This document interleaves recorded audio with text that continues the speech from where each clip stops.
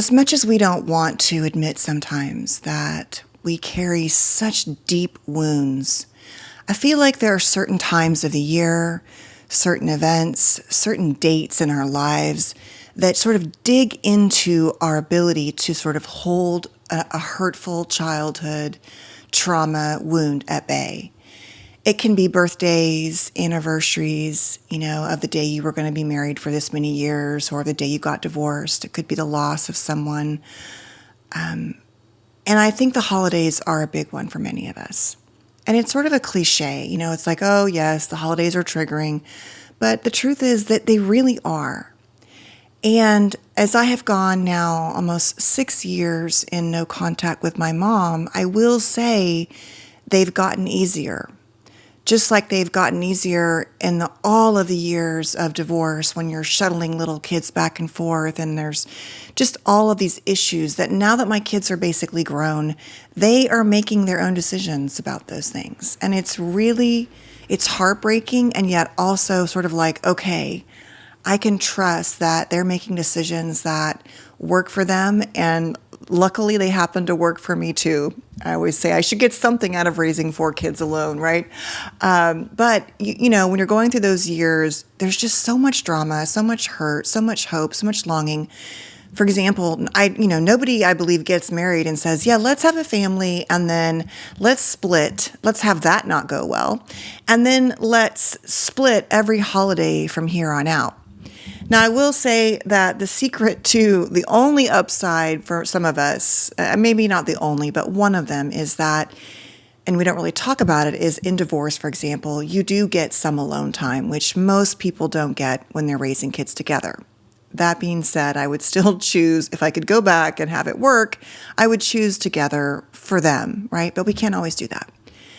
Just like I would choose to have parents that I could have a relationship with, that I've talked about all I ever wanted was a big family, and I love to cook and everyone coming over, and being an only child with, only one parent, even through all of my adult life because my dad passed so young.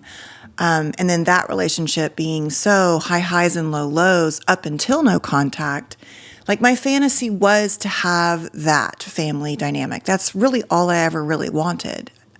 And so to grieve that when you lose that to a certain extent in going no contact, in divorce, whatever it is, it can be difficult. And the holidays, as I'm saying, can really bring that up. And before I say what I want to say in this video, to all of you who are either low or no contact and or in the midst of very complicated, especially parenting relationships, I do want to say this. It has been my experience, even though there's this conversation or discourse around no contact being encouraged or a trend, that a lot of especially younger generations are going no contact against Gen X and silent, boomer parents, I should say, it's not because it's a trend. It's because we have been exposed more and more to what it means to be in abusive relationships, even with our own family. And I will tell you, if you've worked with me, and so will my clients, that I never start with no contact. I fully believe, just like I tried for years, if there's some way to have some connection that is safe, that is better than none at all. But sometimes that's not an option. And what I really want you to know, if you are on this side of like thinking it's a trend, is that for my own life and everyone I've ever worked with and known, it was years of begging these parents to change, of trying to set boundaries, of having conversations. I have never met anyone who just woke up, unless there was like a serious reason, and just decided to never speak again, never explain why, never try to work it out. That's just not been my experience. And as I've made so many videos about this, it doesn't change everything, but it goes a long way for you to say to your child, you know what, I had my reasons, but I'm really sorry I hurt you. I didn't mean to. I had my own wounds and traumas. I struggled, but I want to make it right. I want to make repairs with you. Tell me what I can do to rebuild our relationship. And it's usually not something crazy. It's starting with apologizing and owning the parts that hurt your child, and trying to work on how you show up, whether it's respecting the parenting boundaries as a grandparent or keeping, your business to yourself and not oversharing or talking about how much you hate your husband who happens to be also your adult child's father. It's not that complicated.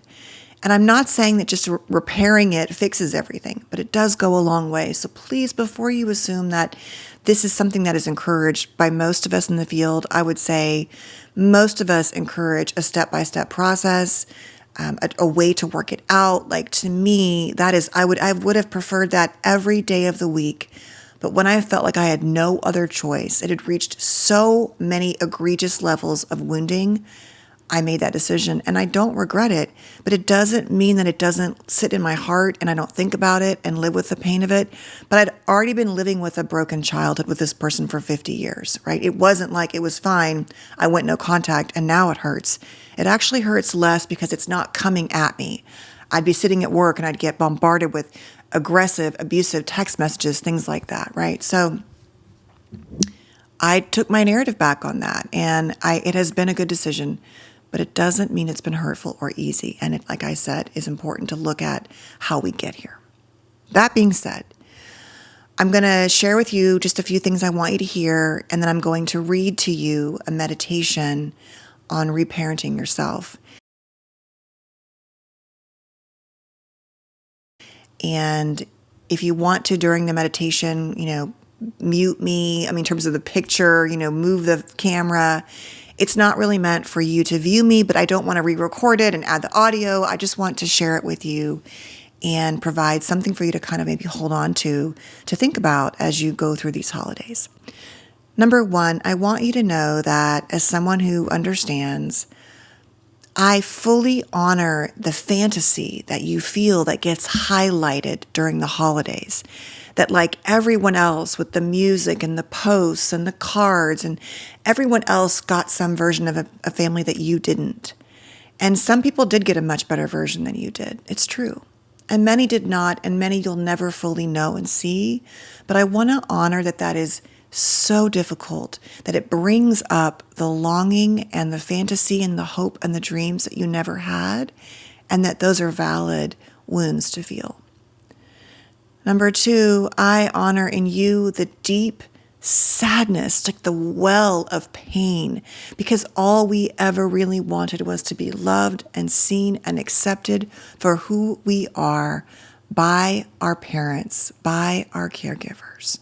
And you're allowed to feel sad about that and to feel cheated and that it's unfair.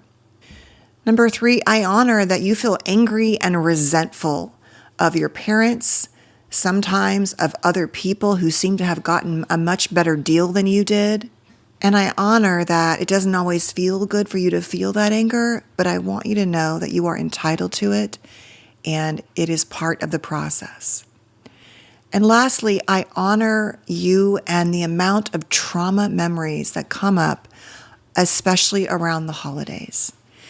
It's also true that many of these immature, wounded parents don't do well on holidays, Christmas, Hanukkah, anniversaries, special days, performances, that the holidays actually can be a specific reminder, not just in general, but of your trauma. And that you might be transported to an emotional flashback, that you might feel just suddenly angry and not know why. Before I share this meditation, I just want you to know that things like inner child work, reparenting, remothering, trauma therapies, working on creating calm in your nervous system, writing letters, that you never send, but just purging and expressing your feelings to these parents. It's talking out loud to them in a way where you say all the things you wish you could say.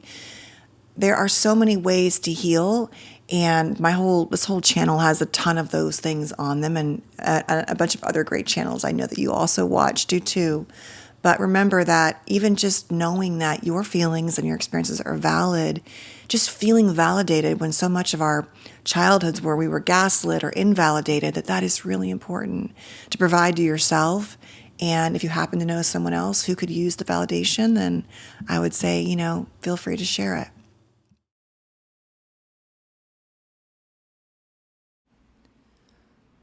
Welcome to the Inner Child guided meditation. Let's begin. Begin by finding a comfortable position, either sitting or lying down, in a location or space where you will not be interrupted. Allow your attention to focus only on your body. If you begin to notice your mind wandering, bring it back to the muscle you are working on. Take a deep breath through your abdomen. Hold for a few seconds and exhale slowly. Again, as you breathe, notice your stomach rising and your lungs filling with air. As you exhale, imagine the tension in your body being released and flowing out of your body. And again, inhale and exhale. Good. Feel your body already relaxing. As you go through each step, remember to keep breathing. Now, let's begin.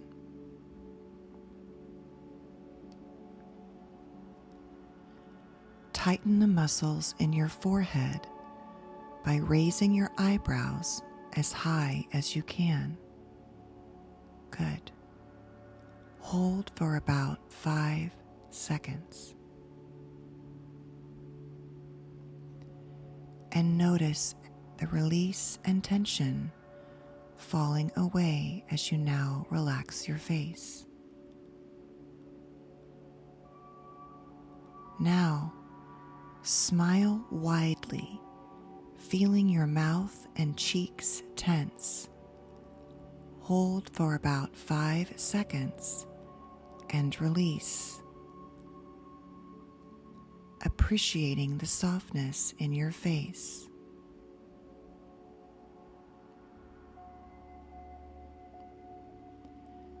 Next, tighten your eye muscles by squinting your eyelids tightly shut. Hold for about 5 seconds and release.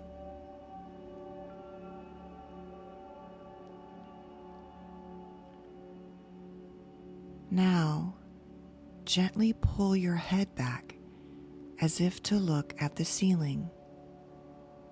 Hold for about 5 seconds and release, feeling the tension melting away.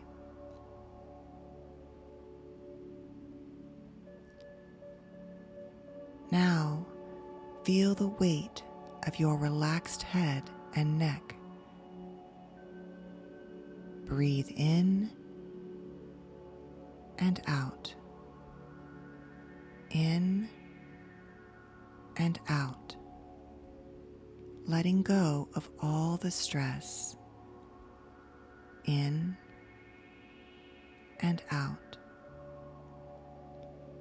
Now, tightly but without straining, clench your fists and notice this position until I say stop. Hold for about 5 seconds and release. Now stop.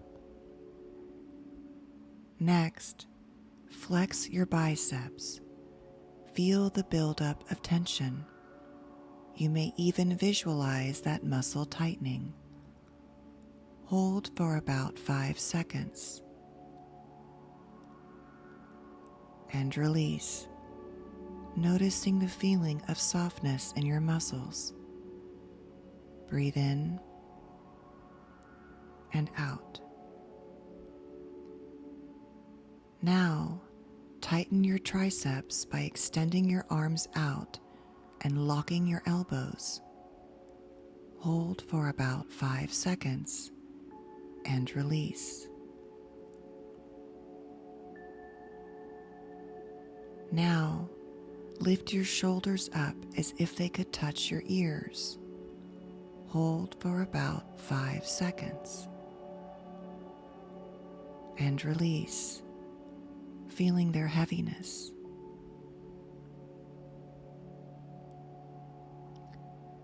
Now let's move your attention to your upper back as you pull your shoulders back, trying to make your shoulder blades touch. Hold for about 5 seconds. And release.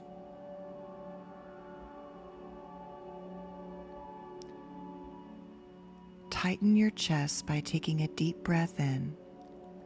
Hold for about 5 seconds. And exhale, blowing out all the tension.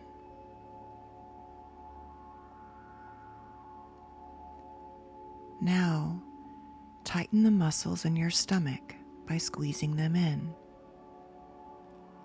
Hold for about 5 seconds. And then release. Good. Gently arch your lower back. Hold for about 5 seconds. And then relax. Feel the softness in your upper body as you let go of the tension and stress. Notice for about 5 seconds. Now tighten your lower back. Hold for about 5 seconds. Imagining your hips falling loose and soft.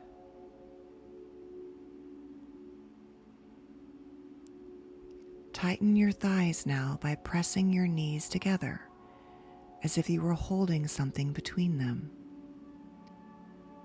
Hold for about 5 seconds and release.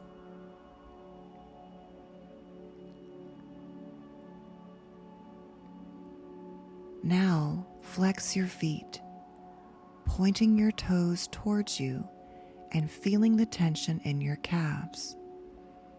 Hold for about 5 seconds. And relax, feeling the weight of your legs sinking down.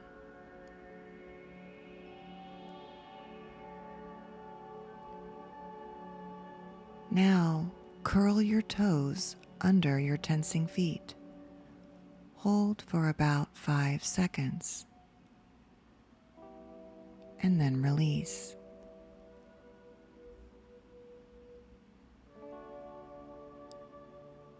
Next, imagine a wave of relaxation slowly spreading through your body, beginning at your head and going all the way down to your feet.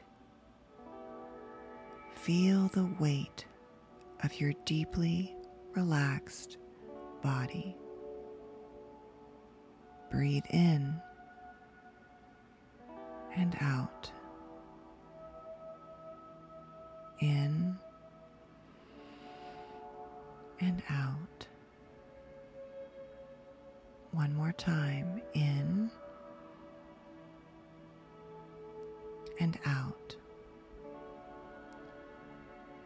Now, as you continue relaxing, you might begin to notice a smaller figure coming towards you in the distance. In your mind's eye, you notice that it seems to be the image of a child moving closer and closer towards you. The closer the image becomes, with each step, you notice that the child moving towards you is you.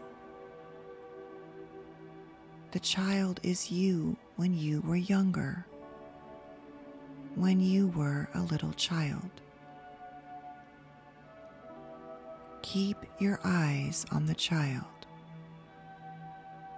As you begin to notice their hair color, the particular shapes of their body and the softness in their face, the reflection of yourself in their eyes. Their eyes are your eyes.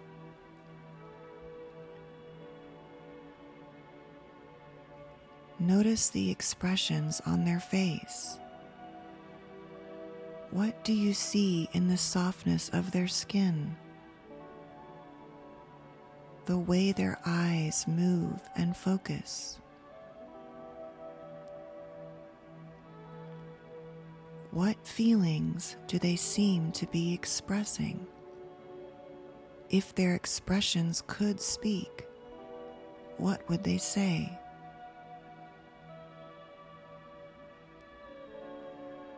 Now, invite them to sit next to you at whatever distance feels safest for them, making sure they are comfortable. And as they sit beside you, notice that you can see and feel just what they see and feel. You're beginning to feel connected to one another. What are they seeing as they look into your world? How does their world feel to them? Asking them, turning to them. Say, what do you need most from me? Allow them to answer in whatever way is most comfortable for them, by sending you an image or some words, a gift, or even a drawing. Accept whatever they provide to you. Receive it as a gift they have safely shared with you. Thank them and ask again, is there anything else you need from me? What could I give you that you've been longing for? Are there some words you still need to hear from me? As you continue to send loving energy toward your inner child, ask them if they might be comfortable with holding your hand. Look them in the eyes and then say, I love you. I see you. You matter to me. I am so sorry if I have abandoned you or rejected you, or even just neglected to notice you or listen to you.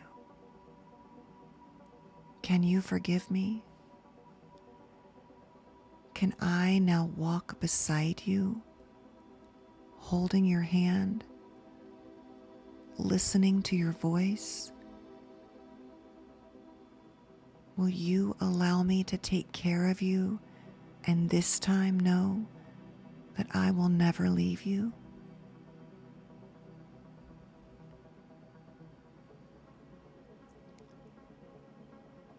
If your child is ready now, stand and ask them to hold their hand.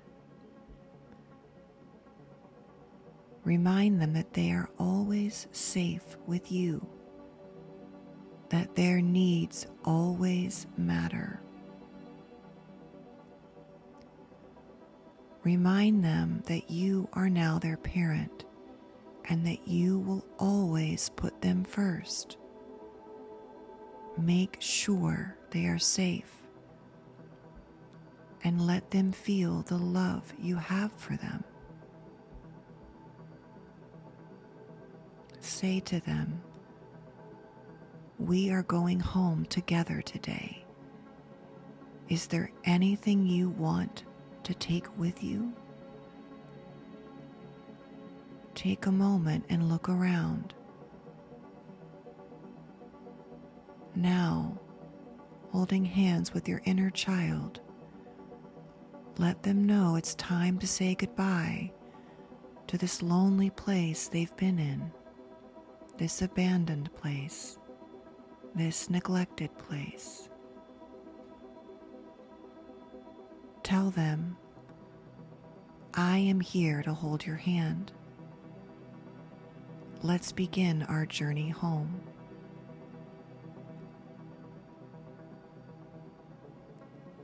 As you hold the image of your child in your mind and see the two of you together, place your hand over your heart. Imagine that your hand is the parent, and placing your hand over your heart lets you touch and feel your inner child. Notice and observe the beating of your own heart. This is your inner child.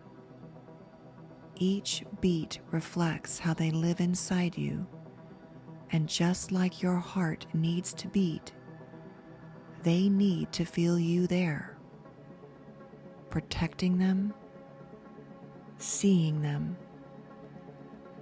listening to them, and loving them. Remind yourself now that any time you need to listen or connect or hear your inner child, you can do so by placing your hand quietly over your heart and listening for them.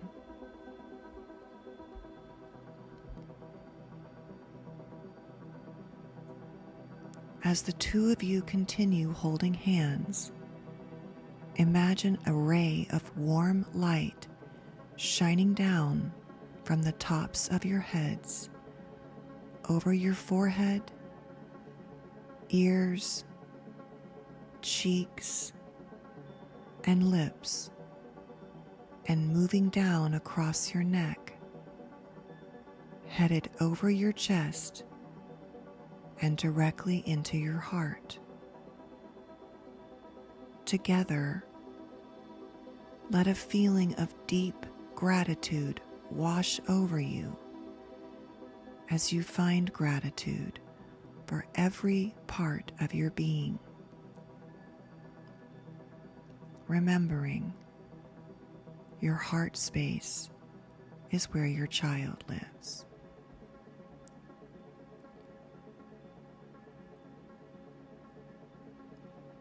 And when you're ready, take a few deep breaths, connecting you to every part of your body. Feeling your body begin to make contact with the chair, floor, or space beneath you. It's time to bring your full awareness back into the room around you, knowing that your child is always with you. Begin to wiggle your fingers and toes, softly and gently shrugging your shoulders. Bring your full attention and awareness back into your body, back into the room.